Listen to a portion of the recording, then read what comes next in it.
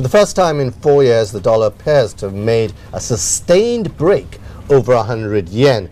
This might make the Japanese pretty happy, but what does it mean for the rest of the world? Paul Hannon is here with me. Paul, it is interesting, this move by the dollar yen. It's not only a case of yen weakness, but also a case of dollar strength.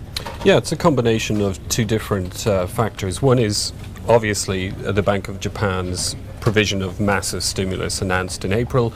You know, there are just more yen around, so its value is bound to fall.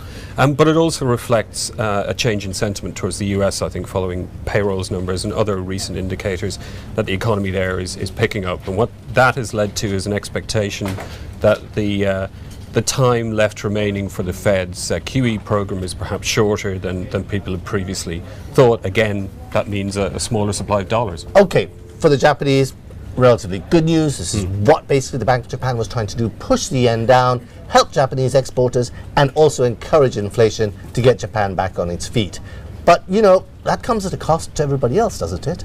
Well, I mean, it's interesting what you said about their motivation. I mean, if their goal was to push the yen down, that would be definitely a problem with everybody else. We've just heard from US Treasury Secretary Jacob Lew, who's in town ahead of the G7 meeting, and he said that as long as what the BOJ is doing is domestically focused to stimulate growth there to try and hit this new high inflation target, fine. If they start going into the territory where they're deliberately trying to engineer a competitive advantage through a currency move, then not so fine. That's the stated policy of the G20. So it's as much about intentions as outcomes. I mean, everybody accepts that a stimulatory monetary policy will weaken your currency, but that is not supposed to be the primary aim of the policy. I like the way you put that, but it's quite interesting because the architect of this policy, Mr. Kuroda himself, was just out basically saying everything's fine and cool.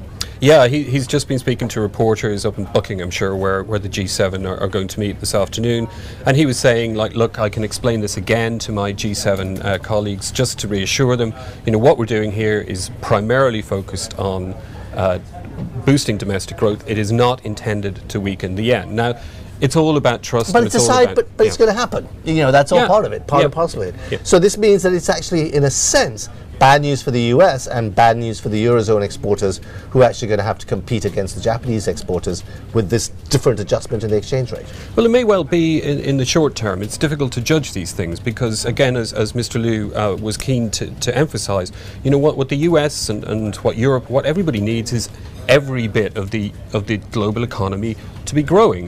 Japan obviously has a long-term issue with growth. It's a very significant part of the global economy. If this works, if it gets the Japanese economy back on its feet again, then it's good for Europe and good for the US.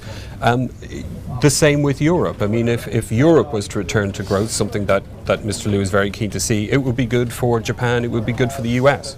So basically, as long as it's encouraging global growth, that's seen as a good thing. Yes, exactly. Paul, thank you.